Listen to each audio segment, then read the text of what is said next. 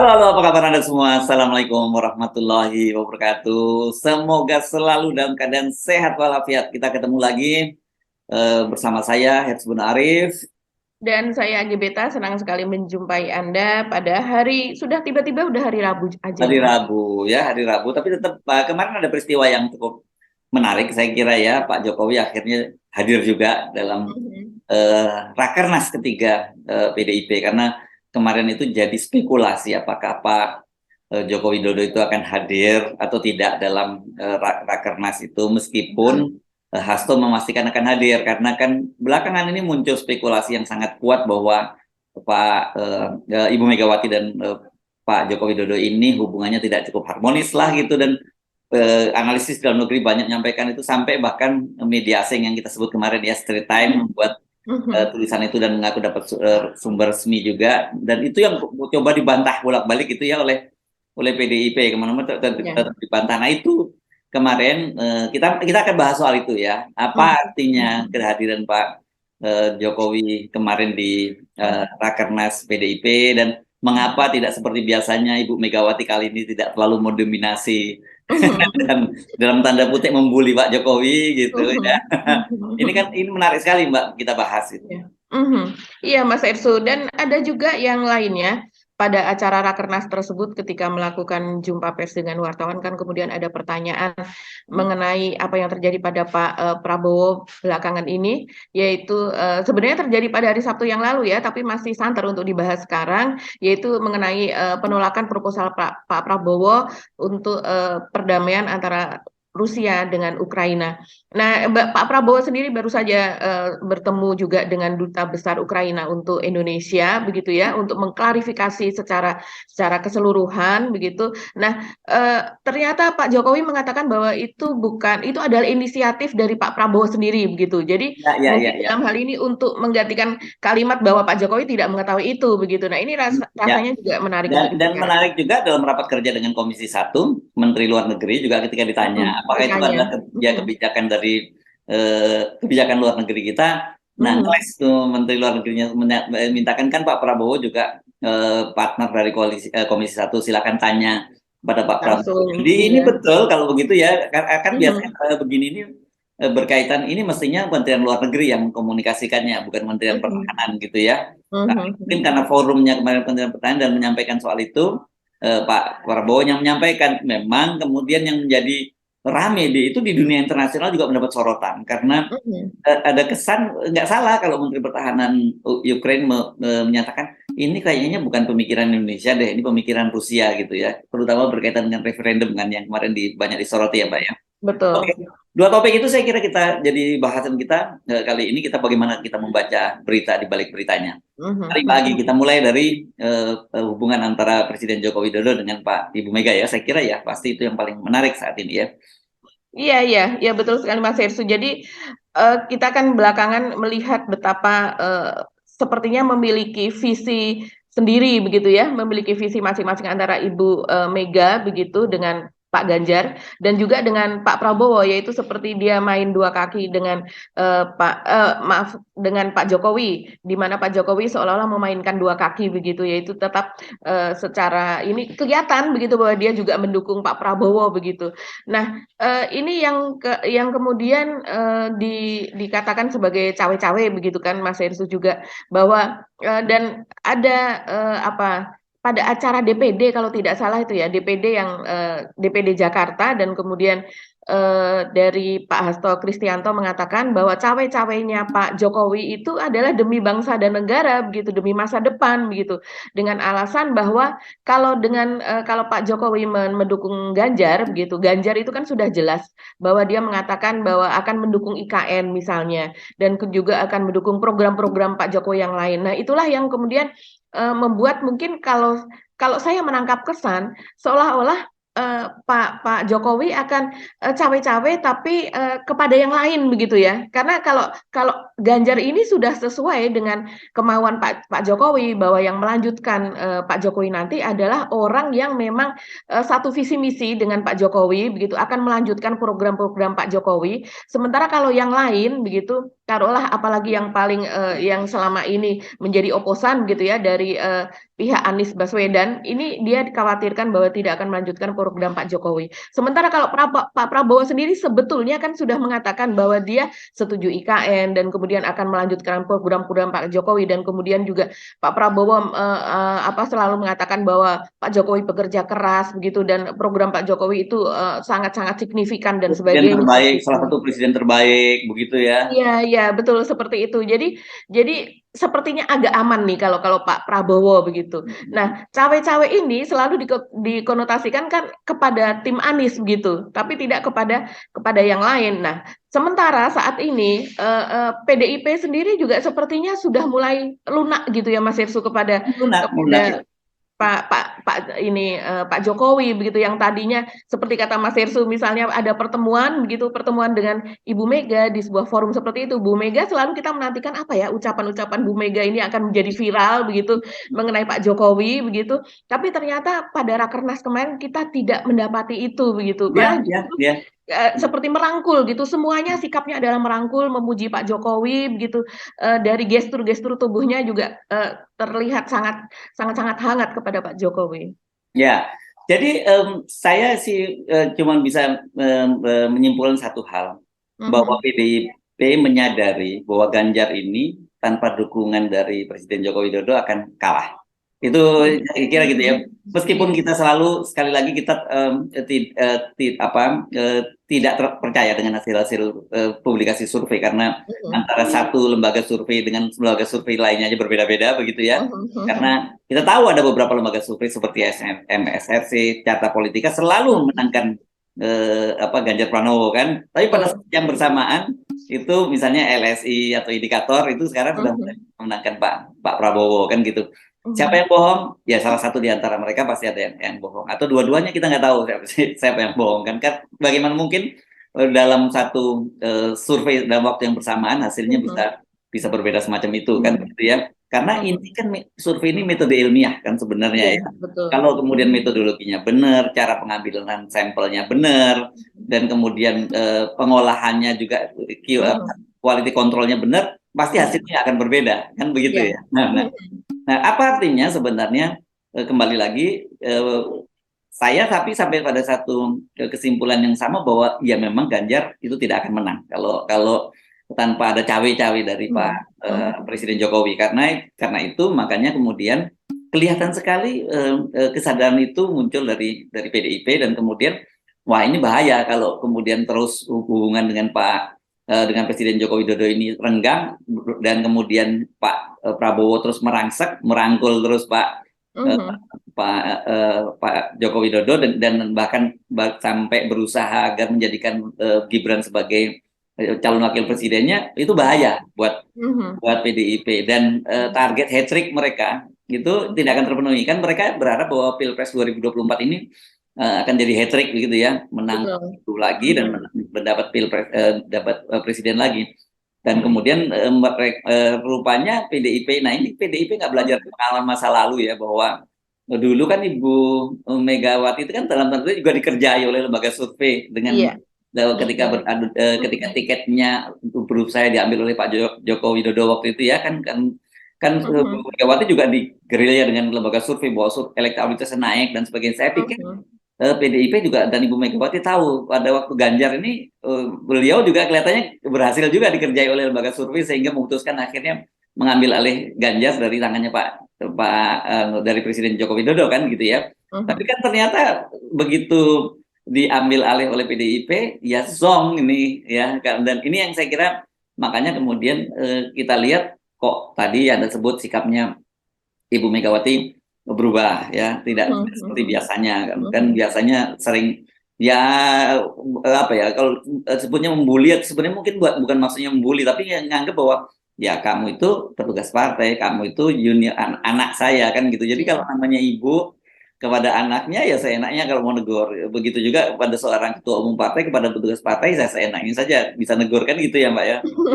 Kita ingatkan bagaimana Pak pada waktu sebelumnya ada video ketika Pak Jokowi seperti menghadap kepada gurunya gitu, murid yang disidang oleh guru BP beberapa waktu yang lalu Mhm. ya kan. Kemudian juga ketika pengumuman calon pencalonan Ganjar Pranowo yang tiba-tiba Ya. seperti di fait accompli. Tapi sekarang saya melihat sebenarnya ini udah bukan yang pertama, Mbak.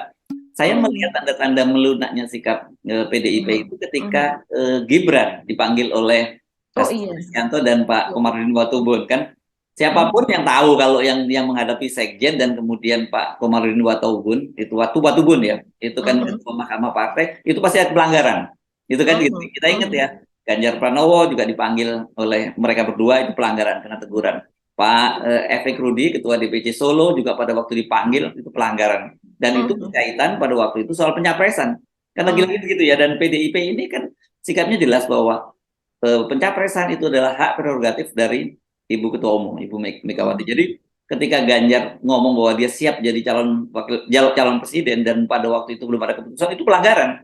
Dan kemudian apalagi kemudian Pak Efek Rudi mendukung Ganjar padahal partai belum memutuskan, itu pelanggaran. Lah Mhm. ini Gibran bertemu dengan Pak Prabowo yang notabene dia adalah presiden di luar partai dan dia mempertemukan dengan relawan Pak Presiden Jokowi dan relawannya Gibran sendiri. Dia Betul. bukan pelanggaran katanya itu Mhm. cuma ya malah diberi penasehat. Ini kan sebenarnya mulai sikap melunak Betul. dari PDIP dan Gibran sendiri kan tetap dalam tanda petik pede aja, ngeyel aja dia bahwa oh saya Mhm. harus terima gitu ketika dilarang bahwa nggak boleh terima tamu di rumah kan di rumah Mhm. dinas dan sebagainya, hanya boleh di kantor dan sebagainya, dia tetap menyatakan ya namanya tamu dia akan terus menerima tamu-tamu itu kan gitu ya, itu kelihatan Betul. memang di atas angin. Itu yang kedua. Mhm. Kemarin kedua tambah sikapnya terhadap Pak kemarin ketika hadir Presiden Joko Widodo diperlakukan dengan lunak lah gitu ya, media menyebutnya, Mhm. pengamat menyebut lunak.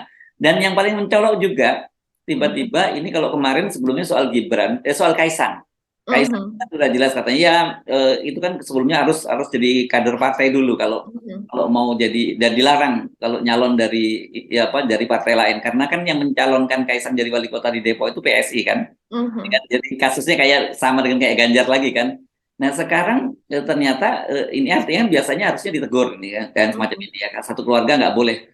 Aturan di PDIP kan seperti itu ya Mbak ya. Mhm. Gubernur Maluku ya siapa namanya Pak itu kan juga Mhm. ditegur oleh bahkan dipecat oleh Ya. DPP PDIP padahal dia ketua DPD Maluku Mhm. karena istrinya mencalonkan sebagai calon anggota legislatif dari PAN. Nah sekarang Mbak Puan bilang ya kalau kalau Kaisang mau maju silakan tapi nanti akan dari partai PDIP gitu. Jadi artinya PDIP siap memberikan perahu. Ini betul-betul konsesinya besar-besaran, ini obral murah lah ini PDIP ini ke Pak Joko Widodo sekarang ini untuk mendapatkan dukungan agar mendukung Ganjar gitu. Iya, betul sekali. Jadi, belakangan ini memang saya memperhatikan juga bahwa PDIP ini mulai percaya kepada hasil-hasil survei gitu, Mas Herssu. Salah satu hasil survei adalah soal, kepuasan terhadap Pak Jokowi yang katanya di atas 80% tersebut dan kemudian siapapun yang dekat dengan Pak Jokowi begitu akan, mendapatkan ya semacam kalau di pemilu semacam, eee, koktail efek gitu Ya, ya. kotel Jadi efek ya, kotel efek ini apa durian runtuh lah gitulah ya. iya. Jadi akan mendapatkan itu begitu karena juga, dari Gerindra pun, bahkan mengatakan bahwa, salah satu terkereknya gitu atau naiknya elektabilitas dari Pak Prabowo itu adalah akibat dari endorsan Pak Jokowi juga, akibat kedekatan dengan Pak Jokowi juga begitu. Dan kemudian soal jadi saya tidak heran kalau seandainya, PDIP kemudian merangkul Kaisang juga walaupun yang, mencalonkan lebih dulu adalah PSI dan kemudian ketua kalau di Depok apa ya untuk PDP DPD ya? DPD atau Kalau DPC? DPC atau DPC saya kira. Kalau DPC PDIP mungkin DPC ya? ya. Mbak, ya. Itu bahkan, yang viral itu kan dia mengolok-olok, namanya siapa saya lupa, tapi dia, yang viral adalah video dia mengolok-olok begitu PSI begitu, dan kemudian kenapa tidak Giring aja gitu yang menjadi wali kota Depok dan, videonya cukup viral itu Mas Herssu yang dia kan ada tagline di situ ya soal, apa kalau seandainya PSI begitu menang, Kaisang menang apa dan sebagainya begitu, apa hubungannya begitu. Toh target dari PSI untuk kursi di Depok itu tidak signifikan kalau menurut dia begitu. Nah ini, terlihat, satu timeline gitu dengan apa yang dikatakan oleh, Mbak Puan, yaitu bahwa, oh Kaisang akan ketika ditanya oleh wartawan, "Oh ya Kaisang akan mencalonkan di Depok?" "Ya," kami akan pertimbangkan, kami akan dukung juga begitu kan. Nah, ini juga sebelumnya apa yang dikatakan oleh Ketua DPC PDIP di Solo yaitu FX Rudi itu juga menarik juga yang dia mengatakan bahwa oh ya sebelum itu kan ada rumor dari Caimin, bocoran dari Caimin bahwa pada pertemuan antara Gibran dengan Pak Prabowo itu kan ada tawaran kepada Gibran untuk menjadi cawapresnya Pak Prabowo dan kemudian sekarang juga diikuti dengan akan majunya Kaisang sebagai wali kota Depok begitu. Nah, ini artinya kan keseluruhannya adalah maju dari PDIP termasuk mantu Pak Jokowi Bobi di Medan juga dari PDIP begitu.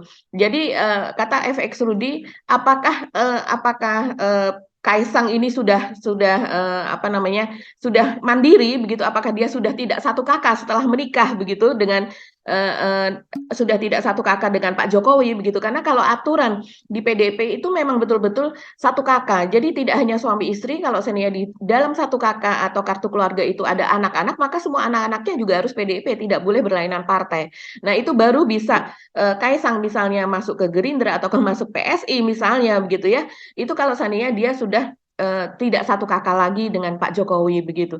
Jadi ini memang rupanya ya cukup dibahas betul gitu ya oleh kalangan PDIP sendiri begitu untuk merangkul keluarga Pak Jokowi begitu untuk menaikkan elektabilitas mereka dan elektabilitas dari Ganjar karena sudah terbukti gitu ya dalam tanda kutip kalau menurut saya sudah terbukti bahwa endorsan Pak Jokowi terhadap Pak Prabowo itu menaikkan elektabilitas Pak Prabowo. Jadi ingin Ganjar juga seperti itu. Oke, tapi jadi pertanyaan kan ini ada dua pihak yang bakal kena prank lagi. Ini kalau kemudian Pak Joko Widodo ini CLBK dengan Ibu Megawati gitu ya. Walaupun rasanya sih cukup dalam ya anunya ya. Kalau kita lihat luka pada Pak eh, Pak Joko Widodo ini ya pada Ibu Megawati ya. Kalau kita lihat ya banyak kan kasus-kasusnya ya. Tadi saya kira kalau orang Jawa nyebutnya jangget gitu ya, benar-benar kena dalam hatinya gitu ya. Iya. Itu eh, terbaru saya kira itu ya kasus yang Piala Dunia yang batal itu ya, dan perlakuan Presiden Ibu Megawati yang selalu menganggap masih terus petugas partai gitu saja dalam banyak kasus. Saya kira, nah ini saya tidak tahu ya, karena kalau kita lihat manuvernya dari Pak Zulkifli Hasan ya dari PAN itu juga menunjukkan kebimbangan dari Pak Joko Widodo ya, karena kan kita tahu juga Pak Zulkifli Hasan itu tergantung sama presiden gitu ya, mau capresnya siapa. Nah, kelihatan dia manuvernya ke PDIP, kemudian kemana ke Gerindra. Gerindra juga. Walaupun saya lihat bahasanya ya, bahasa tubuhnya dan bahasa dari si orang datang kelihatannya kecenderungannya kalau dari Pak Zulkifli Hasan, dan artinya sekali lagi kita lihat Pak Zulkifli ini adalah manifestasi dari keinginan dari Presiden Joko Widodo, katanya memang cenderung ke PDIP ya, karena mereka datang lengkap gitu ya, datang ke DPP PDIP itu lengkap ya, bertemu dengan Ibu Mega, dan kemudian dia cerita bahwa hubungan dia dengan Ibu Mega itu cukup lama, cukup baik, dia sebut sebagai Mbak Mega begitu. Nah, ketika datang dalam kasus dengan Gerindra, yang datang itu Gerindra justru ke PAN, dan itu hanya level sekjen kan gitu ya. Hanya level Jackson. Jadi saya lihat, dan kemudian Pak Zulkifli Hasan juga beberapa kali pernah menyatakan juga ini dua kali kalah terus nih ketika dukung Pak Prabowo, kan pernah ngomong begitu juga ya Pak Zulkifli Hasan. Jadi kita tidak tahu seperti apa, tapi sekali lagi itu firm, saya kira PDIP sendiri juga khawatir banget, tapi Pak Jokowi juga sedang kebingungan gitu sebenarnya, dia mau kemana, dia mau mendukung. Nah, tapi kalau terjadi kemudian akhirnya Kaisang tuh maju wali kota atau bupati di mana kita nggak tahu, Pak Solo atau di Depok atau di Seragen, di Sleman seperti yang dia sebut, itu ya PSI ini bakal gigit jari lagi. Padahal sekarang iklannya itu saya lihat besar-besaran di Depok itu, wah masif spanduk-spanduk dari PSI untuk mengusung Kaisang itu. Begitu ya Mas Ersu ya. Jadi memang magnet dari keluarga Pak Jokowi ini luar biasa ya. Dan masih dianggap luar biasa gitu ya. Walaupun buat kita ya ini nggak sehat politik dengan cara seperti ini. Ini betul-betul politik dinasti. Sekali lagi kan harusnya itu track record orang ada. Kalau saya sih lebih setuju misalnya PSI cari dong kader-kader sendiri yang baik gitu, yang bisa bersaing gitu, timbang numpang nama Kaisang ini kan ya apa ya, permainan politik apa ini ya, rendahan lah menurut saya yang seperti ini ya, nggak membangun culture kaderisasi di partai kan kalau hal semacam itu. Iya, Atau ini ada lagi loh Mas Ersu, saya bacakan ya hasil dari survei dari LSI Denny JA. Nah, ya oke. memang Denny JA ini kalau saya melihat kecenderungannya kan selalu kepada Prabowo ya. Saya tidak tahu apakah sudah. Tergantung siapa. Kalau sekarang ini dia tergantung dia kepada Prabowo. Iya, betul. Untuk saat ini maksudnya. Kalau dulu kan jelas dia ke 01 pada 2019 Ya, ya. Kita juga Pak ada. Jokowi Ma'ruf ya. Ya, untuk Jokowi Ma'ruf. Tapi kita juga mendengar sebagai wartawan, kita mendengar rumor-rumor bahwa sebelumnya Denny JA juga sudah bertemu dengan Prabowo, tapi tidak ada kesepakatan dulu ya. Ya dulu ya. Ya, yang dulu. Nah, tapi kalau yang sekarang, kalau kita melihat surveinya, terus kemudian analisanya, begitu, framingnya, media framingnya apa dan sebagainya, saya sih melihat kecenderungannya memang dia ini apa namanya, kita tidak tahu, yang tahu adalah antara Pak Prabowo sendiri atau Gerindra sendiri dengan LSI begitu. Tapi kecenderungannya adalah ini adalah tim yang berada di sisi Pak Prabowo begitu kan. Nah, kemudian hasil dari ini memang ini kalau seandainya ini dipercaya begitu ya, ini mengkhawatirkan betul memang Mas Ersu untuk PDIP, yaitu dengan skenario misalnya Anies gagal untuk maju begitu Nah, ya. itu tuh kok Karena kalimatnya begitu itu kan itu juga iya, framing kan itu kan dan itu sudah masuk ke framing ya. ya, ya. Tapi ini artinya dia membuat analisa yang lebih dalam lagi nih, lebih lebih detail lagi. Nah, ini yang bisa membuat PDIP memang ketar-ketir kalau melihat analisa ini. Karena apa yang dikatakan oleh LSI ini sebetulnya juga memang berlangsung di lapangan. Operasi menjatuhkan Anies kan memang terus ada, dan sampai sekarang belum ada putusan dari MK mengenai gugatan dari Demokrat, versi Pak Muldoko begitu kan. Nah, ini menganalisa kalau seandainya kemudian dimenangkan memang betul oleh MK, Demokratnya Pak Muldoko ini, maka mau tidak mau akan head to head gitu. Katakanlah demikian kalau seandainya eh, eh, versi versi yang keempat dari paslon, yaitu misalnya Erlangga dengan capresnya dengan cawapresnya siapa, itu juga tidak ada. Jadi ini betul-betul misalnya hanya head to head antara Ganjar dengan Pak Prabowo. Maka menurut analisa dari LSI ini memang, dan eh, kita juga melihat juga kemarin ada di NU begitu ya Mas Yersu, itu kan ada teguran juga karena Caimin begitu di musra yang dilakukan itu, kemudian Caimin juga mendapat dukungan, dan kita tahu Caimin ini kan sampai saat ini masih berkoalisi dengan Pak Prabowo. Nah, di hasil dari LSI ini terlihat bahwa kalau seandainya head to head, maka Prabowo memiliki elektabilitas sebesar 50,4% gitu. Sementara elektabilitas Ganjar saat ini survei dilakukan pada bulan Mei ya, yaitu 43,2%. Dan sebesar 64 lainnya menyatakan tidak tahu atau masih belum memutuskan atau tidak menjawab gitu ya. Nah, kemudian jika terjadi head to head, Prabowo versus Ganjar menempatkan Prabowo sebagai pemenang dengan selisih 7,2%.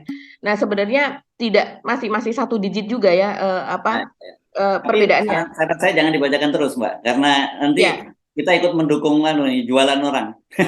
iya, betul. Tapi ini ada yang menarik Mas Hersu, bahwa eh, memang kan yang ikut apa namanya, yang ikut nanti kontestasi itu kebanyakan adalah anak-anak muda begitu ya. Bisa katakan Gen Z begitu, dan sebagian milenial 50% begitu.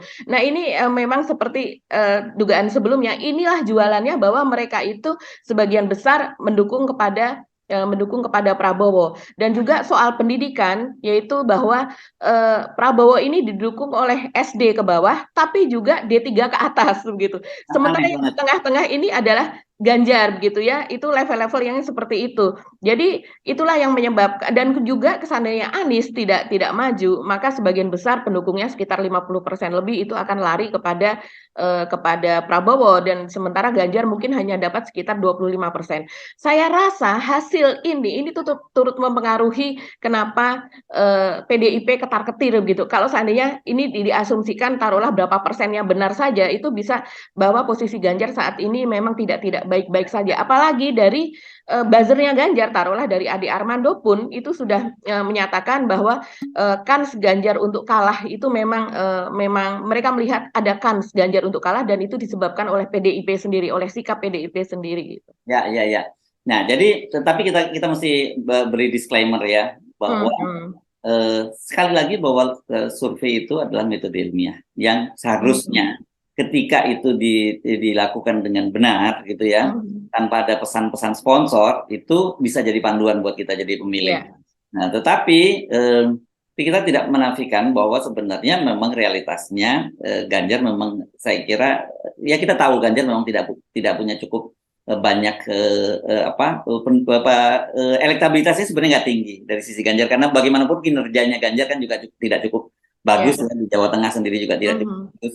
Kalau dulu betul-betul orang melihat Ganjar itu sebagai the next Jokowi kan begitu ya. Mhm. Jadi Mhm. kenapa dia dipindah kan, ketika tidak ya itu jadi berat. Saya kira itu yang menjelaskan mengapa kemudian kemarin Ibu Megawati terkesan begitu lembut dengan Pak Joko Widodo, kemudian mendukung Gibran tidak diberi teguran, terus Kaisang juga ada didukung. Saya kira itu obrolan murah seperti itu.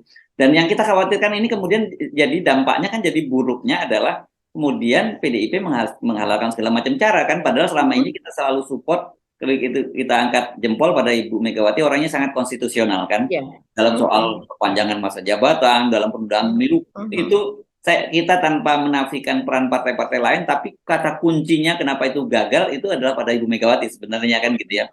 Tetapi jangan karena ini kemudian muncul tiba-tiba sekarang kan mendukung cawe-cawe, cawe-cawe itu kebaikan, dan kemudian itu yang dinyatakan Hasto ya. Tapi kalau Ibu Megawati misalkan ya saya nggak bisa nekan Presiden Jokowi untuk tidak cawe, Iya.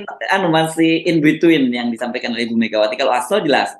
Padahal kita ingat pada waktu pertama kali muncul itu ada indikator bahwa Pak Joko Widodo ini akan tidak netral kan, kita ingat politisi PDIP yang sekarang juga jadi koordinator tim relawan Adian Apitupulu udah ingatkan bahwa presiden itu harus netral kan begitu ya? Betul. Karena dia tahu bahaya begitu presiden netral. Nah tapi kok sekarang tiba-tiba begitu dia mencoba menarik Pak Joko Widodo kembali ke PDIP, Hasto menyatakan dia harus cawe-cawe, kan ini bahaya. Jadi menurut saya harusnya PDIP tetap juga strict pada posisi semula, posisi kenegarawanan yang selama ini selalu ditunjukkan oleh Ibu Megawati. Maksudnya harusnya begitu loh. Jangan gara-gara pengen elektabilitasnya Ganjar naik dan kemudian menghalalkan segala macam cara, termasuk tentu saja kalau ini kan seperti dikatakan Nasdem, bahayanya kalau Pak Jokowi udah tidak netral ya, TNI dan Polri tidak akan netral, ya itu pasti gitu ya. Dikhawatirkan seperti itu. Jadi kalau misalnya ada semacam legitimasi begitu kepada Pak Jokowi untuk dari partai begitu ya, apalagi ini partai besar restu, gitu. gitu. Media bahkan ada nyebutnya restu gitu ya. Iya, betul, ada legitimasi untuk melakukan cawe-cawe itu tadi, maka dikhawatirkan sampai ke bawah itu akan melakukan itu, baik itu misalnya gubernur sampai ke camat, sampai ke kepala desa dan sebagainya. Dan lebih bahaya lagi kalau seandainya seperti TNI dan Polri itu juga melakukan hal yang sama, cawe-cawe di tingkat bawah begitu. Dan kemudian Mas Hersu, kita juga masih ingat sebetulnya ya bahwa pada masa transisi dari Pak SBY kepada Pak Jokowi, yaitu tahun 2013 ke 2014, itu kan dari PDIP sendiri pernah memperingatkan Pak Jokowi, memperingatkan Pak SBY, betul-betul. Kalau tidak salah Pak Pramono Anung waktu itu yang mengatakan bahwa jangan Pak SBY itu jangan campur tangan, jangan terlibat begitu ya. Mungkin kalimatnya kalau sekarang cawe-cawe, kalau dulu adalah campur tangan seperti itu ya. Jadi Pak SBY diminta untuk tidak cawe-cawe. Siapapun presidennya itu biarkan terserah kepada rakyat. Nah, saya rasa peringatan itu juga seharusnya berlaku untuk Pak Jokowi juga sekarang. Artinya berlaku untuk dirinya sendiri, jangan hanya berlaku kepada orang lain gitu. Oke, mari kita tunggu apakah rajuan ini ya, bahkan obral bonus dari PDIP untuk Pak Joko Widodo ini berhasil meyakinkan beliau sehingga beliau ini mulai mengalihkan dukungannya pada dari Prabowo ke Ganjar Pranowo, atau tetap aja main di dua kaki. Itu sebenarnya nanti kita bisa amati kok dalam menjelang akhir ini ya, menjelang pendaftaran, saya kira makin jelas itu posisinya seperti apa. Ya, ini mari kita pindah ke topik yang berikutnya tadi, yang Pak Prabowo ya. Ini seru juga ya soal proposal perdamaian yang disampaikan oleh Pak Prabowo itu, karena untungnya saya kira Dubes ini kan ada semacam teguran gitu, tapi Dubes caranya soft, dia kemudian menemui Pak Prabowo dan kemudian menyatakan bahwa itu pertemuan berlangsung panjang dan itu cukup konstruktif lah menurut dia begitu. Meskipun sebelumnya dia tetap menyatakan bahwa kita nggak akan menerima proposal itu karena proposalnya salah satunya soal referendum. Nah, ini menarik saya kira. Apa yang terjadi pada Pak Prabowo ini sebenarnya? Iya, betul sekali Mas Hersu. Jadi sepertinya ini memang pemikiran Pak Prabowo begitu ya. Kalau melihat apa jawaban dari Pak Jokowi bahwa ini memang inisiatif dari Pak Prabowo. Dan ini memang juga jadi pertanyaan kita kemarin dalam diskusi apakah ini memang sikap dari pemerintah Indonesia secara resmi ataukah ini memang datang dari Pak Prabowo sendiri. Karena kita tahu Pak Prabowo memang ahli strategi begitu ya dan dia juga orang militer, sangat senior di militer, dia bisa memperhitungkan kekuatan Rusia, kekuatan Ukraina, begitu kan, dan sebagainya, sehingga kemudian ada proposal yang disampaikan dalam acara Shangri-La Dialog yang ada di Singapura tersebut, begitu. Nah, kalau kita merujuk ke belakang, Mas Hersu, ini memang kan sebelumnya pada tanggal Mei tanggal 18 kalau tidak, pokoknya pertengahan Mei begitu, kan juga ada pejabat senior atau pejabat diplomat yang istilahnya diplomat tertinggi atau apa begitu ya kalau istilah di Cinanya begitu yang kemudian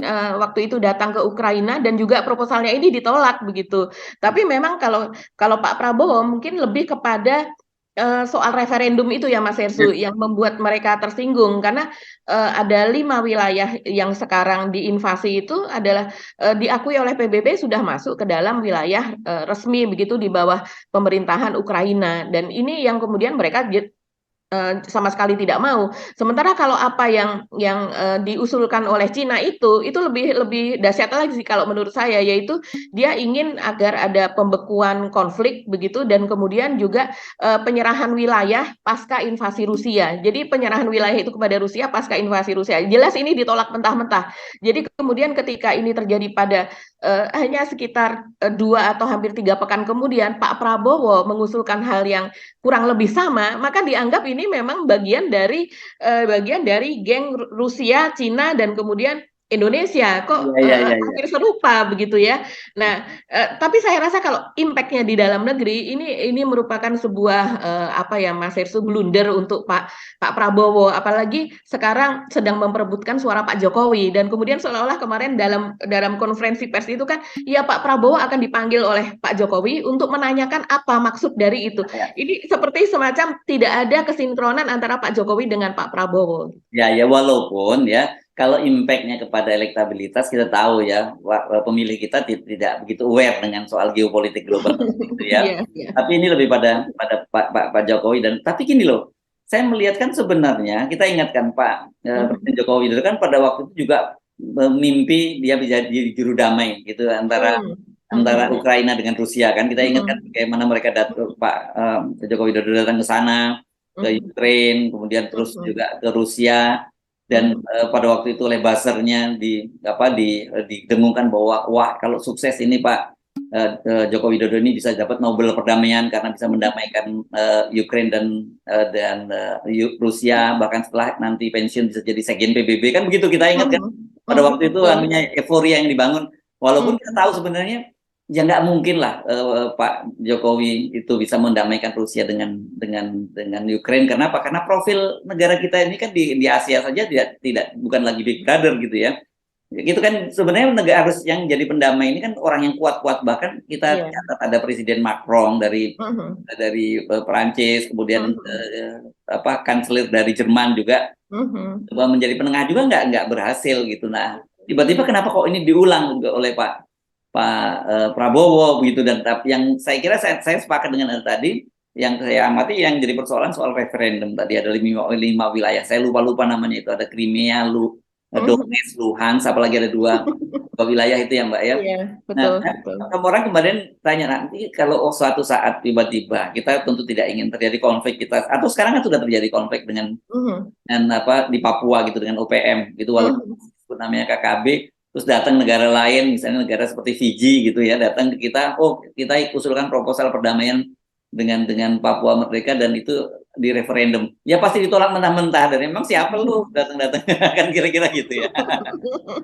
Iya, apalagi saat ini kan memang Rusia itu sedang mengatur strategi lagi dan dia pasti butuh waktu untuk mengatur itu karena memang mereka terdesak. Ada beberapa kota itu yang bisa dibebaskan begitu seperti itu. Nah, ini yang saat ini pihak Barat sendiri juga terus mensuplai. Kita tahu kan apa usulan dari Joe Biden itu disetujui juga oleh Amerika, oleh Kongres Amerika, dan kemudian bantuan yang cukup besar, yaitu sekitar 500 triliun lebih kalau tidak salah Mas Hersu, karena sekian miliar dolar begitu kan. Ini cukup loh untuk membangun IKN begitu, hanya sekedar untuk membantu perang begitu ya.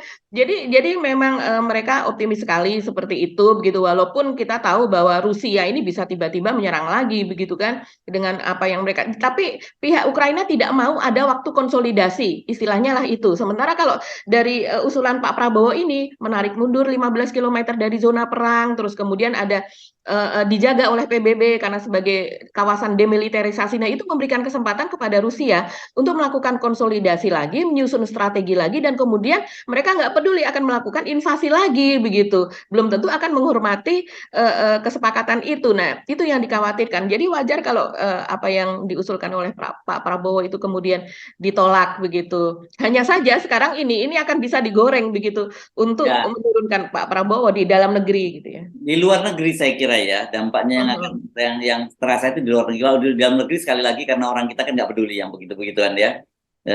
Kita kan lebih inward looking ya, pemilih kita, Mhm. bukan hanya pemilih kita, bahkan Pak Presiden kita pun Pak Joko Widodo juga inward looking Sebetulnya ya. kan gitu loh. Ya, Mhm. kalau ngomong-ngomong soal geopolitik ya untuk pantas-pantasan lah gitu bicaranya.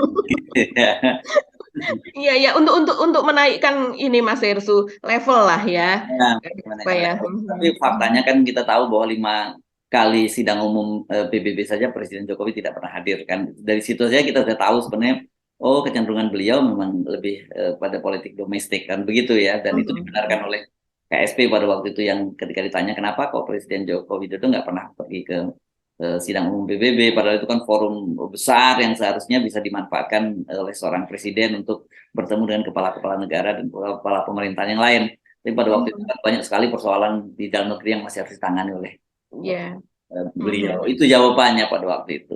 Oke, Mhm. itu ya, bagi perbincangan kita kali ini. Mhm. Bagi eh, Mhm. jadi kita akan masih menunggu apakah kemudian rayuan maut dari PDIP ini berhasil meluluhkan dan meyakinkan, terutama meyakinkan Pak Joko Widodo. Yang kita perlu ingatkan aja kan, ini Pak Joko Widodo ini signifikan kan menjelang masih selama beliau jadi presiden saja, ya Mhm. kan? Mhm. Nanti kalau Ya. beliau sudah tidak lagi menjabat sebagai presiden, ya beliau bukan siapa-siapa karena dia tidak Mhm. partai politik gitu. Mhm. Beda dengan Ibu Megawati, beda dengan Pak Surya Paloh, atau beda Mhm. dengan juga Pak SBY dan yang lain-lain lah yang pemilik partai. Kan ini sudah diingatkan oleh Pak Surya pada waktu itu ya. Ya, Mhm. sekarang nggak butuh Nasdem, tapi nanti besok atau nanti setelah tidak jadi presiden, apakah tidak perlu partai politik itu ya. Jadi kita perlu direnungkan ya, Pak Jokowi Widodo soal ini. Iya, dan kita juga sudah mendapatkan contoh dulu ketika masa Pak Harto begitu ya. Ya, kayak Terus apa? juga ini soal politik dinasti ini kan apa retensinya juga, apa orang menyoroti, pasti sangat-sangat menyoroti lah itu, seperti dikatakan Mas Hersu juga bahwa orang pasti melihat latar belakangnya. Kalau seandainya tiba-tiba Kaisang itu menjadi wali kota Depok, sementara di Depok sendiri sebetulnya banyak sekali orang-orang pandai. Sebetulnya kalau dari Gibran sendiri menolak loh Mas Hersu. Hmm. Dia mengatakan bahwa apa, dia belum pernah tinggal di Depok, dia bukan KTP Depok. Terus kemudian itu kan bisa-bisanya dia aja. Udahlah, nggak usah, dia bilang gitu. Jadi sebenarnya di antara bersaudara ini ada pertimbangan yang lebih bijak, seperti Ya, saya kira Gibran juga sebenarnya paling mengatakan, pantas Solo lah ya, kalau iya memang lebih pantas Solo ya, sebetulnya ya. Dan sebagai. Gerindra juga mendukung kalau yang di Solo juga kan, PDIP tentunya juga. Oke, baik, terima kasih. Walaupun sekali lagi meskipun didukung, kalau saya dalam posisi seorang wali kota itu, seorang pemimpin itu harus punya track record lah. Kalau tiba-tiba Ya. ujuk-ujuk karena cuma anaknya si A, anaknya si B terus didukung, waduh bahaya banget negara ini. Mau dikemanain negara ini kan gitu ya. Mhm, Oke, mhm. bagi, mari kita Iya. akhiri perbincangan kita kali ini. Kita mesti pamit ya Mbak. Saya Hersu Benar Arif. Mhm. Dan saya Agi Beta, terima kasih atas perhatian Anda. Tetap salam 0%. Oke. Wassalamualaikum warahmatullahi wabarakatuh. Salam warahmatullahi wabarakatuh.